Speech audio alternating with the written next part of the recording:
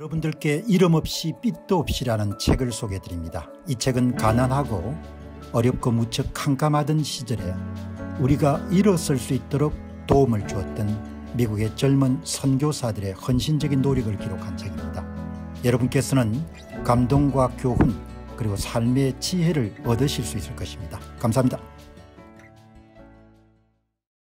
최종 공격 명령을 언제 내렸냐, 이걸 한번 여러분들 정확하게 최종 공격을 대통령이 고민을 많이 한 겁니다. 여러분, 이게 한국 시간으로 오전 7시 34분입니다. 대통령이 백악관 여러분들 뜰에 헬리콥터를 내려가지고 이동할 때가, 아마 이 헬리콥터가 뉴저지 개인 골프 클럽에서 출발한 것 같아요. 토요일 날 아침입니다. 트럼프 최종 실행 명령을 주다. 폭탄이 떨어지기 전에 몇 시간 전인 겁니다. 7시 34분이니까 뭐 그 전에 여러분들 몇 시간 사이에 명령을 내린 거. 비행기가 떠날 때 이런 명령을 받고 떠난 게 아니고 그냥 명령을 내렸지만 폭탄 투하 명령은 내리지 않았던 것 같아요. 대통령은 불과 몇 시간 전에 이란 공격에 대한 최종 승인을 내렸습니다.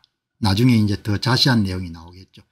7시 34분 이전에 몇 시간 전인 것. 그는 이란에 최대 2주까지 시간을 주겠다고 하면서 테헤란이 방심할 수 있기를 바라면서 갑작스럽게 공격을 내렸다. 그러니까 금요일 자정에 미주리주에 있는 화이트맨 공군 기지에서 B2기 편대가 대서양을 이름 건널 때만 하더라도 최종 명령은 못 받았던 겁니다. 토요일 오후 뉴저지에 있는 개인 클럽에서 토요일 오후니까 한국 시간으로 오전이죠.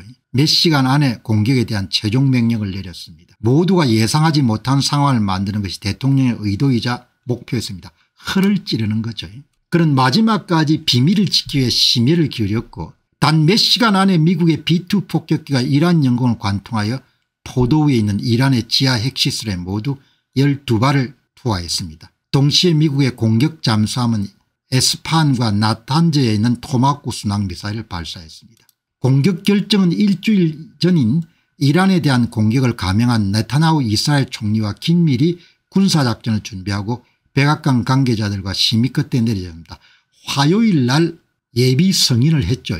예비 승인을 했는데 예비 승인을 하고 난 다음에 월스트리트저널 같은 데서 여러분들 보도를 하니까 좀 신경질을 낸 거죠. 왜냐하면 비밀이 누설됐다고 본 겁니다. 잠정 승인을 화요일 날 내린 겁니다. 화요일 17일 날 내린 겁니다.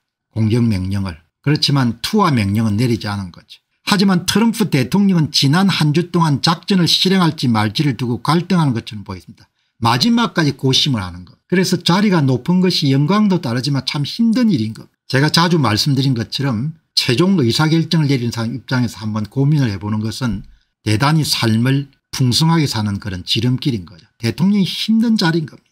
그래서 한 주 동안 지금 갈팡질팡하는 겁니다. 언컨디셔널 서렌더라고 외쳤다가 여러분 그다음에 뭐죠, 2주 시간을 주겠다고 했다가 또 언컨디셔널 서렌더라고 했다가 여러분들 그렇게 하지 않습니까? 고민을 끊이기만 하는 겁니다. 여러분 한번 생각해 보시기 바랍니다. 20발 가운데 폭탄을 여러분들 14발을 쏘고 18대 동원할 수 있는 비행기 가운데 여러분들 18개 가운데 7대를 다 동원해야 되니까 어마어마하게 많은 화력을 쓰는 중요한 의사결정인 거죠. 트럼프 대통령의 일부 측근들은 공격으로 말미암아 중동 분쟁에 휘말릴 것을 걱정하기도 했고, 그러니까 수없이 여러분들 보좌진들의 의견이 다를 거 아닙니까? 그걸 가지고 본인이 결국 결정을 하는 겁니다. 17일 화요일 날 백악관 상황실에서 열린 회의에서 이란에 대한 공격 계획을 승인했지만 최종 명령을 보류하고 이란의 의중을 확인하기를 원했습니다. 잠정안은 17일 화요일 날 시츄에이션 룸에서 국가안보회의에서 내려졌고, 그다음 최종 여러분들 공격 명령은 한국 시간으로 토요일 오전 7시 34분 이전에 몇 시간 전에 여러분들 최종으로 여러분들 때려라 이렇게 나간 겁니다. 그동안 장고를 한 거죠. 그리고 그 사이에 끊임없이 이란 당국을 헷갈리게 할 수 있는 여러분들 발언을 한 겁니다. 백악관 내부에 주초만 하더라도 무엇을 해야 하는지를 두고 설왕설래가 있었습니다. 포격을 때려야 된다는 척 말아야 된다는 척. 그러나 트럼프 대통령 입장 정하고 난 다음에 다 입을 다무는 겁니다. 트럼프는 화요일에 앞으로 나아갈 것이라는 신호를 보냈기 때문에 이후에는 모든 것이 다 바뀌어버렸습니다. 17일 화요일에 트럼프 대통령이 이란 공격을 승인했다는 보도가 나갔기 때문에 그는 자신의 의도를 숨겨야 될 필요가 있었던 거죠. 2주 안에 결정을 내리겠다. 캐롤라인 백악관으로 대변인하여 발표하게 한 겁니다. 그게 다 뭔고하니까 그냥 시선을 돌리기 위한 차원인 거죠. 왜냐하면 작전 성공과 실패라는 것은 본인 문제도 있지만 장병들의 목숨과 관련되기 때문에 17일 이후 트럼프는 주요 보좌관들과 함께 자신의 선택지에 대해 긴 논의를 거쳤습니다. 이스라엘 공격을 이용해서 이란 핵 프로그램을 승인하도록 협상을 강요한 대안부터 시작해서 이란 핵시설에 대한 미국의 직접 공격까지 대안을 놓고 숙고했으며 장고한 거죠. 본인이 책임지는 일입니까? 오늘 보시면은 이 세 군데가 폭탄을 맞은 겁니다. 순항 잠수함은 이 정도 있었던 것 같아요.